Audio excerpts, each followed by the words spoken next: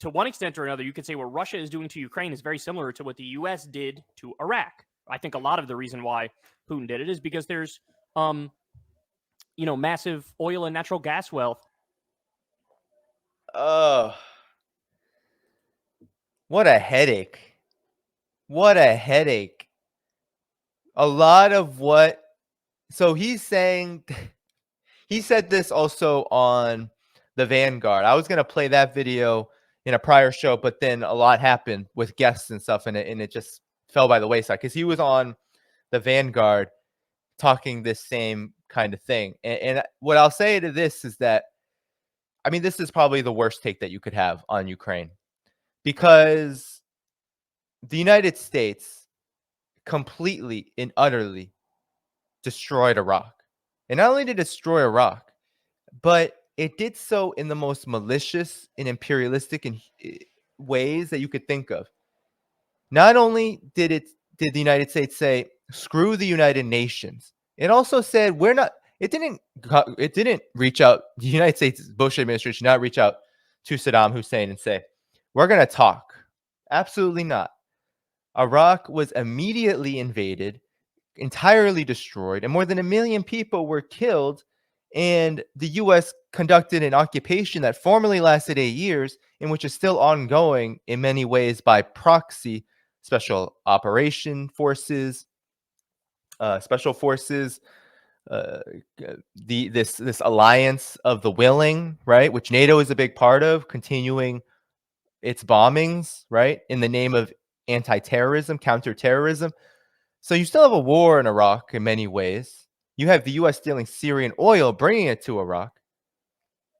And yet you're going to compare that to Ukraine, which since 2014 alone had been used as a satellite for U.S. foreign policy objectives against Russia. The U.S. literally supported the most far-right neo-Nazi forces, like the Azov Battalion, literally supported those forces, armed them to the teeth, and said, have at it, right? Created a chaotic political situation, one that killed more than 14,000 people in East Ukraine, because the Ukrainian military, the UAF, was literally shelling and bombing and committing acts of just heinous war crimes in its own eastern region, where Russian identified ethnic people live. And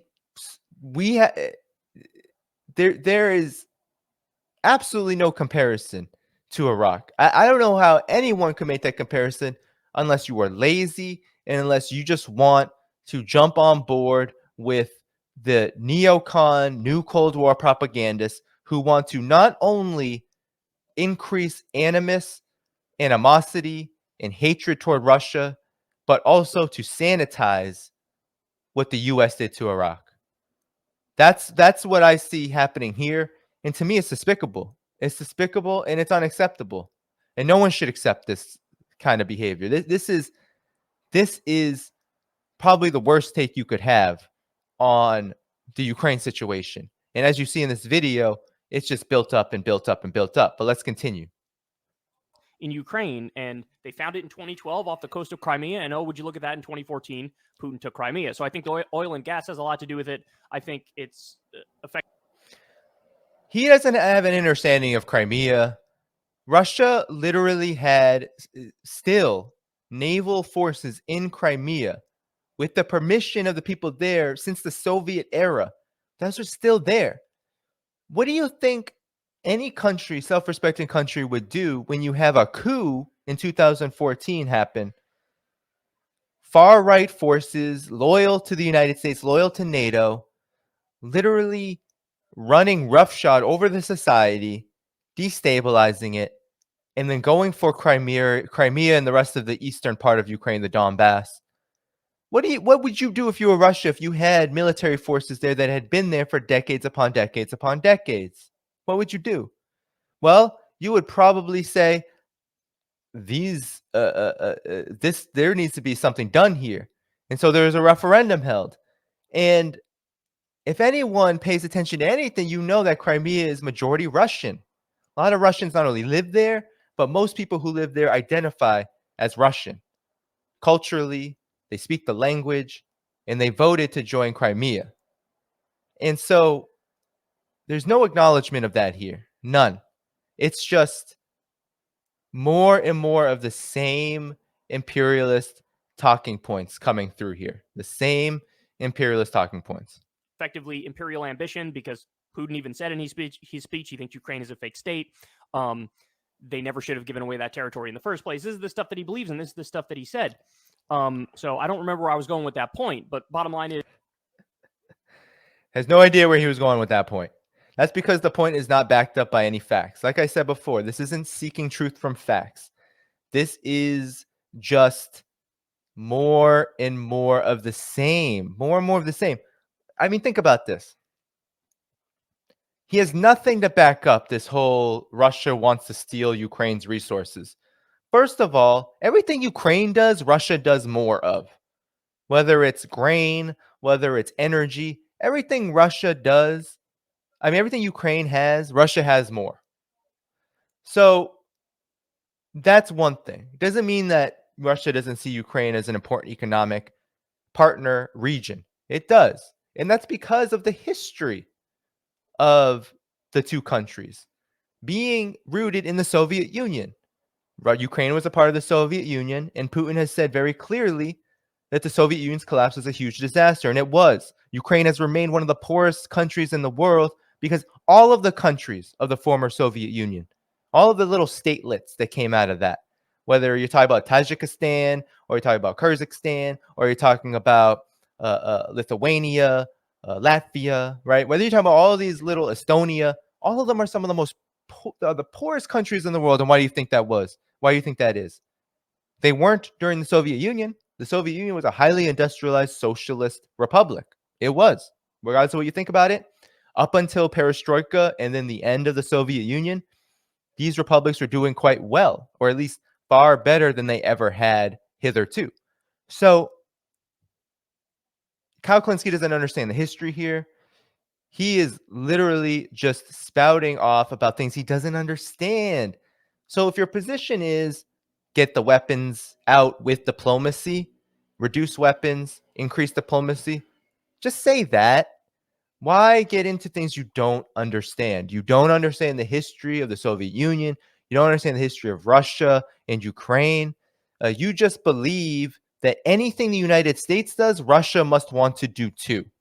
And that you heard somewhere in the orifices, the fungal infested orifices of the corporate media, that Russia is imperialistic, it's looking for more resources, that it's bad to believe that the Soviet Union's collapse was negative, that Ukraine is a fake state. Never heard those words come out of Putin's mouth. That's a mistranslation. No doubt Putin believes that Ukraine and Russia were better off together than they were apart. All the facts say that's true. All of the facts say that's true. Hey, let's continue. Their argument is correct. Their argument is correct. Oh, I was talking about the CPC letter. They acknowledged all of that while then also saying, but for the sake of humanity and to avoid nuclear war and to avoid, a war that's dragged on for 5 years, 10 years, whatever it may be, with hundreds of thousands dead, perhaps even if it just stays a conventional war, this is what we need to do. So you can acknowledge all the facts about the situation while also saying, let's try to find a way out. Let's not be crazy. And the sad thing is, and this is what the pod save guys are realizing, is that now, functionally, there is no difference in the Congressional Progressive Caucus position between theirs and a neocon's position. I mean, this is Bill Kristol, right? This is David Frum. This is their ideology.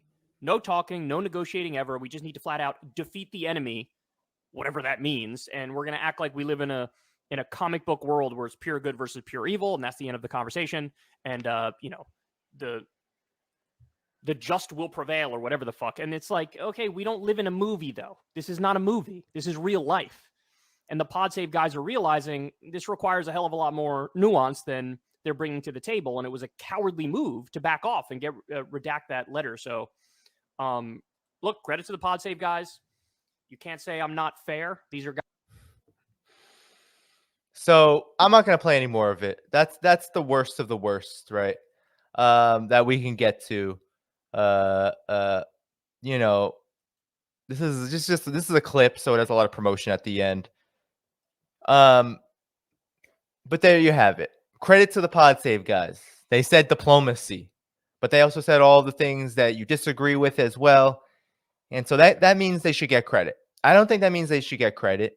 I think that means that they're using this as another opportunity to show how feckless their own party is, and the party that they mainly don't agree with, because we know Pod Save America, they don't agree with the Squad and Bernie Sanders on a whole lot of things in the congressional